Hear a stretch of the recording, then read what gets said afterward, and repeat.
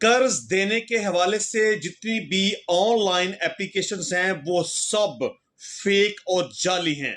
आप कभी भी इन लोगों के झांसे में मत आइएगा। कभी भी ऑनलाइन किसी एप्लीकेशन से कर्ज मत लीजिएगा, क्योंकि अगर आपने उन लोगों से कर्जा ले लिया तो आपको मुख्तलिफ तरीकों से ब्लैकमेल करेंगे, आपसे पैसे हथियाएंगे। ये लोग दो किस्म के काम करते हैं।